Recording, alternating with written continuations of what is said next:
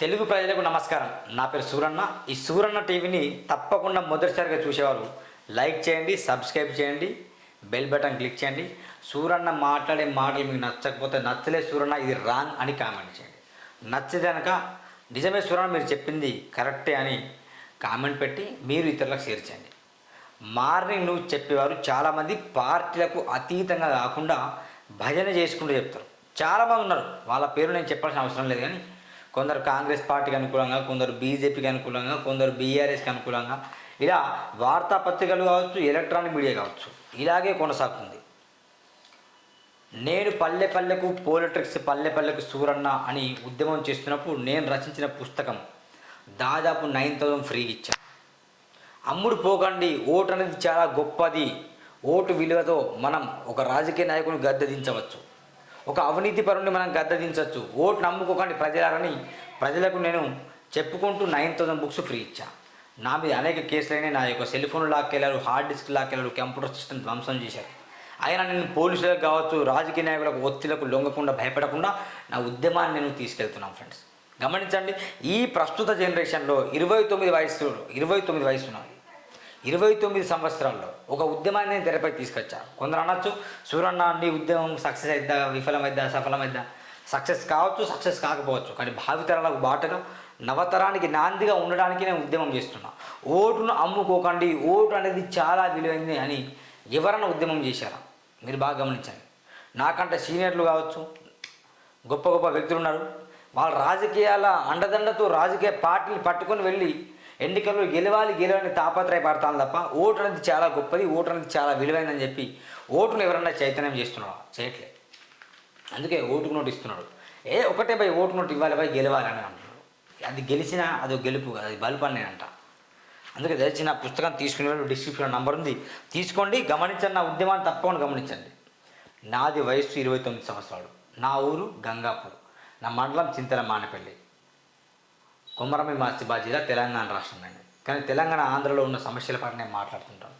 అయితే ఈరోజు మార్నింగ్ న్యూస్లో మనం వెళ్లే ముందు ఆజ్కి బాత్ చదువు ఆదా హైదరాబాద్లో రాజకీయాలు పదవి కోసం పన్నగాలు, నెరవేర్చలేని అబద్ధపు వాగ్దానాలు, సమానత్వాన్ని సమాధి చేసే కుల మతాల వివక్షతలు, ఒకరిపై ఒకరు చేసే విమర్శలు, వర్షాలు, గెలవలేమని తెలిసి నోట్లతో ఓట్ల విక్రయాలు, చివరికి దొంగలు దొరలవుతారు, ఓటు వేసిన వాడు మాత్రం పూట గడవక దరిద్రాన్ని చవిచూస్తాడు. ఇవే కదా నేటి నీతి రాజకీయాలు, ఇవే కదా నేటి నీతి రాజకీయాలు. విలువలు లేని రాజకీయం అధికారాన్ని ఇవ్వచ్చు కానీ గౌరవాన్ని ఇవ్వలేదు. మానవత్వం లేని జ్ఞానం ధనాన్ని ఇవ్వచ్చు, మర్యాదను ఇవ్వలేదు. నీతి లేని వ్యాపారం ఐశ్వర్యాన్ని ఇవ్వవచ్చు, మన్నని ఇవ్వలేదు. తెలిసి మసలుకోండి సన్నిహితుల. ఇది వాస్తవం ఫ్రెండ్స్. రాజకీయం అంటే ఒక రాశ. రా అంటే రాక్షసంగా, జ అంటే జనానికి, కీ అంటే కీడుసే, ఎం అంటే యంత్రాంగం. రాజకీయం అంటే ఎట్లా అయిపోయిందంటే యువకులకు భయం వేస్తాను. రాజకీయాల్లో రావాలంటే యువతకు భయం వేస్తుంది. రాక్షసంగా, జనానికి కీడుసే యంత్రాంగం. ఇట్స్ కాల్ రాజకీయం. పాలిటిక్స్ కాదండి, ఇదంతా పాలిటిక్స్ కాదు, ట్రిక్సే. నోటుతో ఓటును కొనుక్కోవడం, అర్ధరాత్రి వెళ్ళడం, అడుక్కోవడం, అమ్ముడు పోవడం, మళ్ళీ ప్రశ్నించకుండా మౌనంగా ఉండడం, రాజకీయ నాయకులు చెలామణి అవ్వడం, అత్యాచారాలు చేయడం, వ్యభిచారాలు చేయడం, పోలీసులను గుప్పిట్లో పెట్టుకోవడం, అవినీతి పరులు అన్యాయాన్ని ప్రోత్సహించడం, భూ కబ్జాలు చేయడం, ప్రైవేటీకరణ ప్రోత్సహించడం, విద్య లేకుండా చేయడం, వైద్యం లేకుండా చేయడం, ఇంకా ఒక పార్టీ వాళ్ళు ఒక పార్టీని దుమ్మెత్తిపోయడం, మళ్ళీ ఒక పార్టీ వాళ్ళు ఇంకో పార్టీలో మారడం, మళ్ళీ కౌగులించుకోవడం, మందు తాగడం, పొద్దున తిట్టుకోవడం, రాత్రి ఏమో ప్రసాదాలు, పొద్దునేమో ప్రచారాలు. ఇదంతా ఏంటి? పాలిటిక్సా? గమనించండి మిత్రులారా, గమనించండి. ఏంటిది? పాలిటిక్స్ కాదు, పాలిట్రిక్స్. అంత ట్రిక్సే. మనం కళ్ళతో చూసేదంతా నిజం అని భ్రమపడతాం. నిజం కాదు, అది పచ్చి అబద్ధం. బరాబర్ చెప్పింది తాండ్రు వెంకటేష్. మీకు నిజంగా ధన్యవాదాలు తెలియజేస్తున్నా.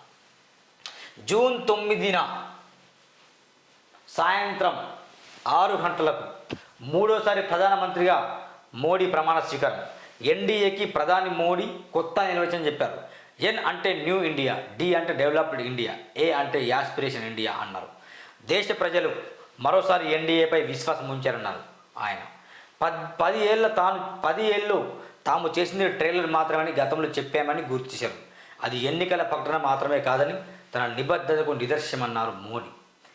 కొంచెం గట్టెక్కిన లేకుంటే భూస్థాపితం అవుతుండే, కొంచెమే జస్ట్ 50 సీట్లతో, లేకపోతే భూస్థాపితం అవుతుంది. న్యూ ఇండియా అంటే ఎవరైనా బాగా గమనించండి, ప్రపంచ దేశాల్లో నిరుద్యోగులకు ఉద్యోగాలు ఇవ్వాలి. ఉద్యోగాలు ఇవ్వని దేశం ఇప్పుడు ఏం బిచ్చం ఎత్తుకుంటుంది. పాకిస్తాన్ చూడండి, శ్రీలంక చూడండి, నిరుద్యోగత పెరిగిపోతుంది. ఎందుకు? అక్కడ ప్రభుత్వ ఉద్యోగాలు ఇవ్వలే. మన దేశంలో కూడా ఉద్యోగాలు ఇవ్వట్లేదు. ప్రభుత్వం తలుచుకుంటే ఉద్యోగాలు ఇవ్వగలుగుతుంది.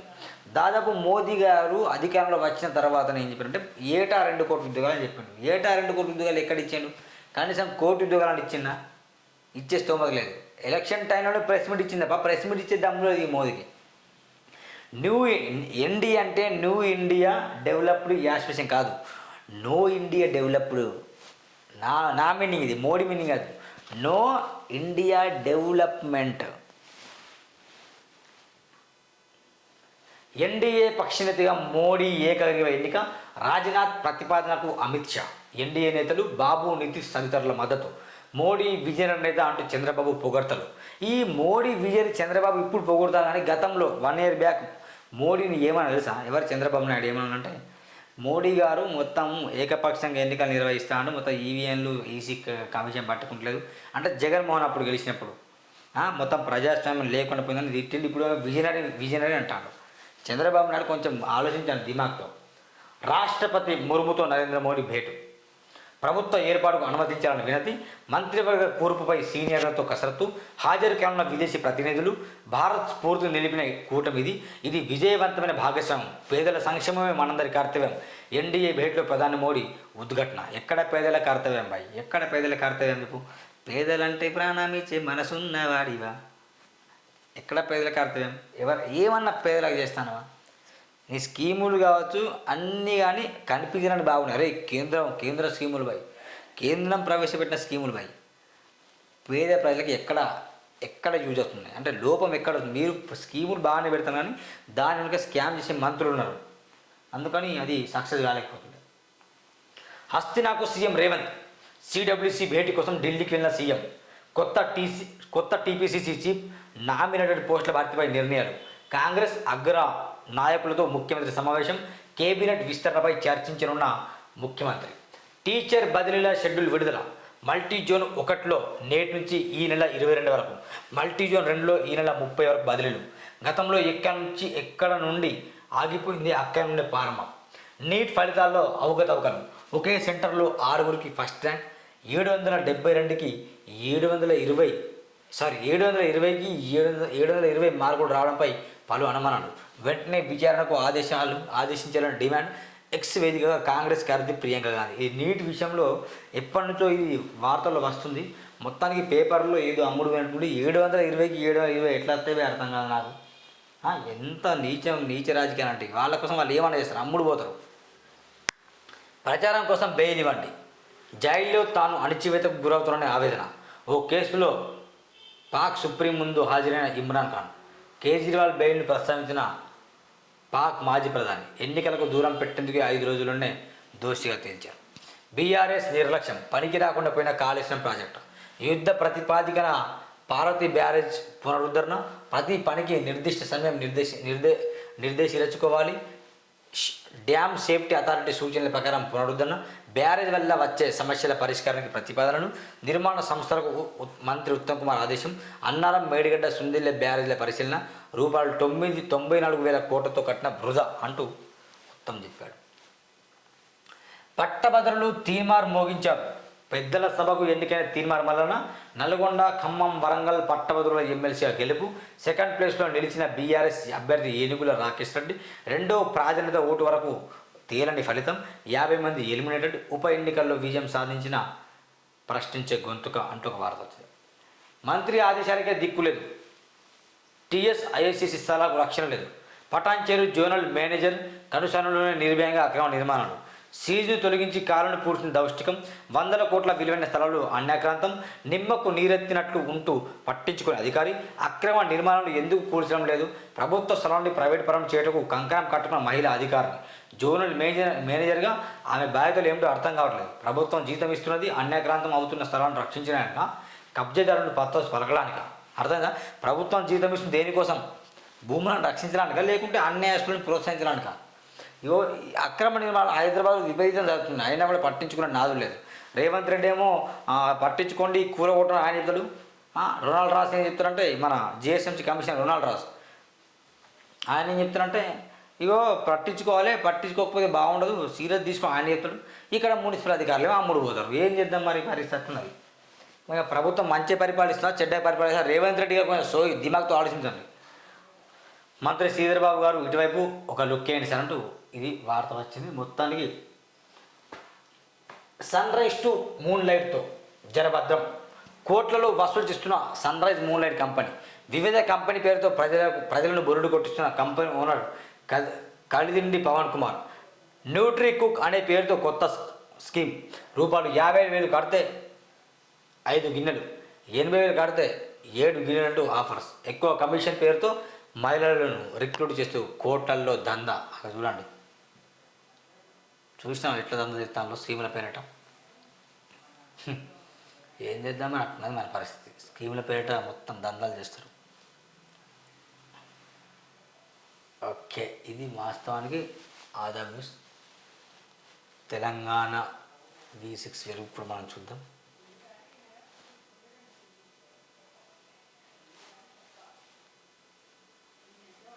రైట్, రామోజీరావు అస్తమయం, అనారోగ్యంతో ఆసుపత్రిలో తుదిశ్వాస. ఇవాళ ఫిల్మ్ సిటీలో అధికారిక లాంఛనాలతో అంత్యక్రియలు. రాష్ట్రపతి ముర్ము, ప్రధాని మోదీ, రాహుల్ గాంధీ, సీఎం రేవంత్ సంతాపం. నేడు సినిమా షూటింగ్స్ బంద్. ఏపీలో 2 రోజులు సంతాప దినాలు. మీడియా, వ్యాపార, సినీ రంగాల్లో తనదైన ముద్ర వేసిన రామోజీ ఆయన సేవలకు గుర్తింపుగా 2016లో పద్మ విభూషణ్. బాగా గమనించే మిత్రులుగా, రామోజీరావు చనిపోయిన నిజంగా నాకు కూడా చాలా బాగా అనిపిస్తుంది, సంతాపం ప్రకటిస్తాను నేను కూడా. కానీ రామోజీరావు తెలంగాణలో ఏమో తెలంగాణలో ఫిలిం సిటీ పెడతారు, కానీ తెలంగాణలో ఉన్న మాత్రం ఎవరికి కూడా అవకాశాలు ఇవ్వలేదు. ఎవరికి ఇచ్చింది బాగా గమనించాలి. ఏ ఫ్యామిలీకి ఇచ్చిండు? మెగా ఫ్యామిలీకి. లేకుంటే మహేష్ బాబు వాళ్ళ కుటుంబం ఉన్నది, మెగా వాళ్ళ కుటుంబం ఉన్నది, ఇంకా అక్కినని, అంటే ఈ ఫ్యామిలీలే కనిపిస్తాయి తప్ప కొత్త వ్యక్తులు, తెలంగాణలో పుట్టిన వ్యక్తులకు, తెలంగాణలో పనిచేస్తున్న ఆర్టిస్టులకు ఏమన్నా దాంట్లో అవకాశాలు ఉన్నాయా? ఇక్కడ క్లియర్గా ఉంది. ఏపీలో 2 రోజులు సంతాప దినాలు. మరి తెలంగాణలో ఎందుకు సంతాప దినాలు పెట్టలే? తెలంగాణలో ఎందుకు పెట్టలే సంతాప దినాలు? రీజన్ ఏంటంటే తెలంగాణకి ఏమీ అవకాశం ఇవ్వలేదు. ఆయన మొత్తం ఇప్పటికీ తెలంగాణ వచ్చినా కూడా కంపెనీలు కావచ్చు, వివిధ సంస్థలు కావచ్చు, ఆంధ్ర రాజకీయాల చేతిలో, కబంధ హస్తాల చేతిలో నలిగిపోతున్నాయి. అది అర్థం కావట్లేదు. రామోజీరావు గారికి తెలంగాణ రాష్ట్రం మీద అసలు ప్రేమ లేదా? ఎప్పుడు లేదు. ఉంటే తెలంగాణలో ఏమో కళలు తక్కువ, తెలంగాణలో యువతి యువకులు కళలు లేవా? కళలు కరువయ్యాయా? లేకపోతే టాలెంట్ లేదా? అలాంటి వాళ్ళని ఎందుకు ప్రోత్సహించట్లేదు? ఏమన్నా కనిపిస్తే చిరంజీవి కనిపిస్తారు, అక్కిన నాగార్జున కనిపిస్తారు, లేకుంటే వీళ్ళే కనిపిస్తారు, నాగబాబు కావచ్చు, మోహన్ బాబు కావచ్చు, వీళ్ళే కనిపిస్తారు. ఆంధ్రాలో ఉన్న నాయకులే కనిపిస్తారు, ఆంధ్రాలో ఉన్న హీరోలే కనిపిస్తారు, ఆంధ్రాలో నటినట్లే కనిపిస్తారు. కానీ తెలంగాణలో ఉన్న నటినట్లు ఎందుకు కనిపించవు? ఎందుకు కనిపించి నేను ప్రశ్నిస్తున్నా. బరాబర్ కనిపి ఇది మోసం చేసింది ఆయన. తెలంగాణ రాష్ట్రాన్ని ఆయన మోసం చేసింది. ఉన్నదేమో పెట్టిందేమో మనగడ్డలా, అవకాశాలేమో వాళ్ళకు. ఫిలిసిట్లకు అవకాశం లేకపోయింది. మన టాలెంట్ ఉన్న విద్యార్థులకు అవకాశాలు లేవు. ఫైళ్ళు అమీర్పేట చుట్టూ, కృష్ణానగర్ చుట్టూ ఫైళ్ళు పట్టుకొని సినిమా షూలు రాసుకుంటూ, పాటలు రాసుకుంటూ, డైలాగ్స్ రాసుకుంటూ పిచ్చి కుక్కలకి తిరుగుతారు మా వాళ్ళు. రామోజీరావు అసలు చనిపోయినకు చాలామందికి బాధ లేదు, ఏదో సంతాపం అయితే బాధ లేదు. నిజంగా తెలంగాణలో ఉన్న వ్యక్తులకి బాధ లేదు. సుందిళ్ళ బ్యారేజ్పై 2 రోజుల్లో రిపోర్ట్ ఇవ్వండి. సుందిళ్ళ బ్యారేజ్ నిర్మాణం లోపాలకు సంబంధించిన రిపోర్టును సోమవారం నాటికి ఇవ్వాలని ఇరిగేషన్ అధికారులను కాళేశ్వరం ప్రాజెక్టుపై ఎంక్వైరీ చేసిన supreme court retired judge justice PC Ghosh ఆదేశించారు. కేయూ ఆన్సర్ షీట్ దందా, అసలు దొంగలు ఎవరు? కాకతీయ యూనివర్సిటీలో డిగ్రీ ఆన్సర్ షీట్స్ మార్పిడి వ్యవహారంలో ఇప్పటికే 11 మంది రోజువారీ కూలీలను అరెస్ట్ చేసినప్పటికీ తెర వెనుక ఎవరి హస్తం ఉందన్న విషయం తేలలేదట. ఇక చూసిన పేపర్ లీకేజ్ కూడా. ఇది కూడా మోదీ వ్యారంటీ ఖతం. యూపీ మహారాష్ట్రలో ఏమైందో అందరూ తెలుసు. వారణాసిలో ఆయనకు వచ్చిన మెజార్టీ ఎంత? సీఎం రేవంత్. ఇది వాస్తవమే. మరి మోదీ వ్యారంటీ లేదు, అయిపోయింది. మోదీ పని ఖతం. ఇక మోడీ గెలిచే అవకాశం లేవు. ప్రభుత్వం ఎప్పుడైనా కూలిపోవచ్చు. బాగా గమనించండి. మోదీకి రాష్ట్ర బీజేపీ నేతలు తప్పుడు సమాచారం ఇస్తున్నారు. రాష్ట్రంలో బీజేపీ 4 నుంచి 8 ఎంపీలు సీట్లు గెలిస్తే మేము 3 నుంచి 8 గెలిచినాం. కాంటోన్మెంట్లోని గెలిచి ఎమ్మెల్యే సంఖ్యను 65కి పెంచుకున్నాం. ఎన్డీఏ సర్కారు 5 ఏళ్ళు ఉంటుందో లేదో చెప్పడానికి నాకు జ్యోతిష్యం రాదు. 10 ఏళ్ళు అన్ని వర్గాలను మోదీ ప్రభుత్వం మోసం చేసిందని ఫైర్. ఢిల్లీలో సిడబ్ల్యూసీ సమావేశానికి హాజరు. దేశంలో మోదీ వ్యారంటీ ఖతమైందని సీఎం రేవంత్ రెడ్డి అన్నారు. బీజేపీ అధికారంలో ఉన్న ఉత్తరప్రదేశ్, మహారాష్ట్రలో జరిగిన ఎంపీ ఎన్నికల్లో ఆ పార్టీని ప్రజలు తిరస్కరించారని వ్యాఖ్యానించారు. కాంగ్రెస్ను విమర్శించే రాష్ట్ర బీజేపీ నేతలు వారణాసిలో మోదీకి వచ్చిన మెజారిటీ మాటేమిటో చెప్పాలని ఆయన ప్రశ్నించారు. తెలంగాణలో జరిగిన ఎంపీ ఎన్నికల్లో పార్టీల వారీగా ఓట్ల శాతంపై రాష్ట్ర బీజేపీ నేతలు తప్పుడు సమాచారాన్ని మోదీకి ఇస్తున్నారని, ఇలాంటి తప్పు డేటా నమ్మి మోదీ మోసపోదని సూచించారు. అర్థమైందా మోదీ మోసం? స్టూడెంట్స్లో నీట్ కలవరం. రాష్ట్రంలో 47,000 మంది విద్యార్థుల్లో ఆందోళన. ఎగ్జామ్ నిర్వహణలో లోపాలతో గందరగోళం. పేపర్ లీక్, మాల్ ప్రాక్టీస్ జరిగిందని ఆరోపణలు. ఒకే సెంటర్లో ఎగ్జామ్ రాసిన 6గురికి 100% రావడంపై అనుమానాలు. ఎంక్వైరీకి డిమాండ్ చేసిన కాంగ్రెస్ ఇతర పార్టీలు. నీట్ పేపర్ లీక్ కాలేదు, ఎగ్జామ్లో ఎలాంటి అక్రమాలు జరగలేదు. ఎన్టీఏ డీజీ సుబోధ్ కుమార్ జరిగిందని విద్యార్థులు జరగలేదని నువ్వు అంటున్నావు. ఏంది భయ అర్థం కాదు. చేప ప్రసాదం కోసం బారులు. మొదటి రోజు 65,000 మందికి ప్రసాదం. క్యూ లైన్లో నిల్చున్న నిజామాబాద్ వ్యక్తికి గుండెపోటు. నాంపల్లిలోని కేర్ హాస్పిటల్కు తరలించేలాగా మృతి. పాపం చనిపోయాడు. లోక్సభలో ప్రతిపక్ష నేతగా రాహుల్ గాంధీ. సిడబ్ల్యూసీ సమావేశంలో ఏకగ్రీవ తీర్మానం. ఎన్నికల ఫలితాల అనంతరం తొలిసార్లు భేటీ. సోనియా, రాహుల్, ప్రియాంక సహా సీనియర్ల హాజరు. ఇండియా కూటమి సమన్వయంతో పనిచేయాలంటూ ఖర్గే పిలుపు. పార్లమెంట్ లోపల బయట సమిష్టిగా ఉండాలని సూచన. 10 ఏళ్ల బీజేపీ ఒంటెద్దు పోకడలను ఓటర్లు తిరస్కరించారు. ఓడినప్పటికీ పార్టీ నాయకులందరూ 24 గంటలు ప్రజల్లోనే ఉండాలన్న కాంగ్రెస్ చీఫ్.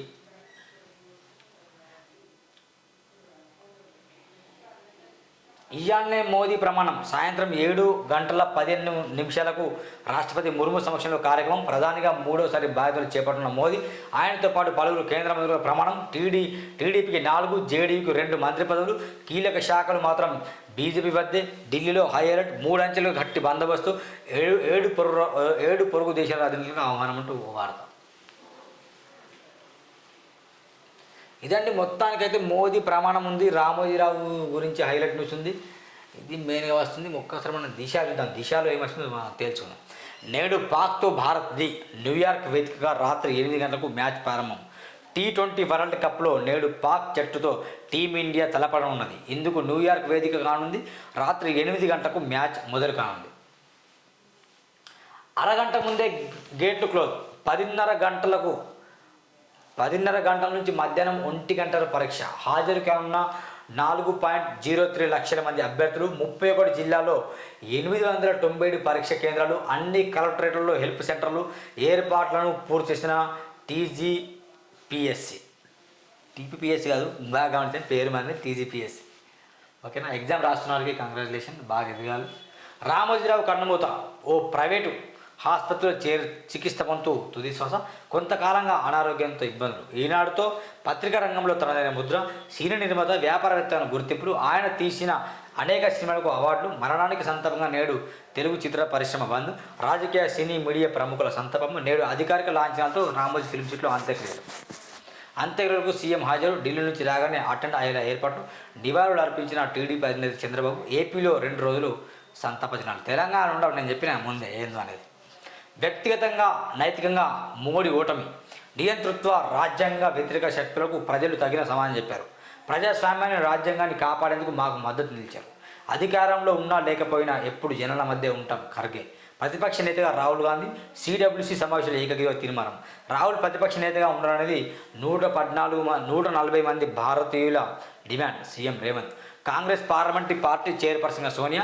ఏకగ్రీవంగా ఎన్నుకున్న ఉభయ సభల ఎంపీలు. ఎన్డీఏ ఏకపక్ష ధోరణి ఇక చెల్లదు. సోనియా. లోక్సభ ఎన్నికల్లో వ్యక్తిగతంగా, నైతికంగా మోడీ ఓడిపోయారని కాంగ్రెస్ చీఫ్ ఖర్గే విమర్శించారు. ఢిల్లీలో శనివారం కాంగ్రెస్ వర్కింగ్ కమిటీ సమావేశం నిర్వహించారు. ఇందులో ప్రతిపక్ష నేతగా రాహుల్ గాంధీ పేరును ఏకగ్రీవంగా తీర్మానం చేశారు. సోనియాతో రేవంత్ భేటీ. పీసీసీ చీఫ్, కేబినెట్ విస్తరణపై చర్చ. రాహుల్, ప్రియాంకతో సమావేశం. ఐఏఎస్ల ట్రాన్స్ఫర్.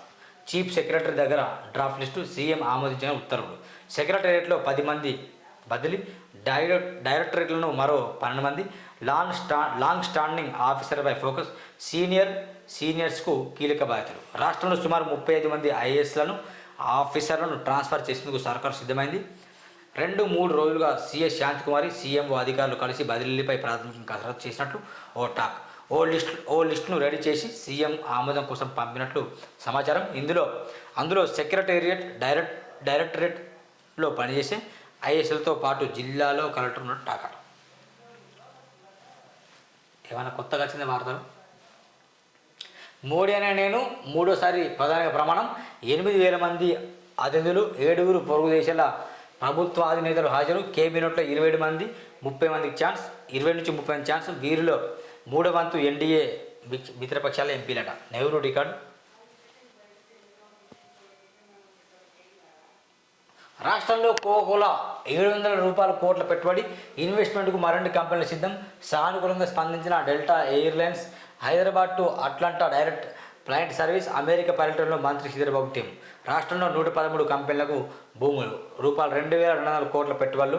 TGIICC.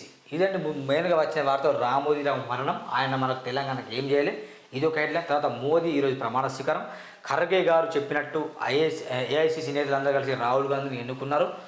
మొత్తానికి ప్రతిపక్ష నేతగా రాహుల్ గాంధీ కొనసాగిస్తాం. ఇది మెయిన్గా వచ్చే వార్తలు. దయచేసి నా ఛానల్ని చూడండి, సబ్స్క్రైబ్ చేయండి, గమనించండి మిత్రులారా. వార్తలు వాస్తవాలు ఏంటో నేను చెప్పాను కూడా. తప్పకుండా మీరు నా ఛానల్ని వీక్షిస్తారని మనస్ఫూర్తిగా నమ్ముచున్నాను. ధన్యవాదాలు.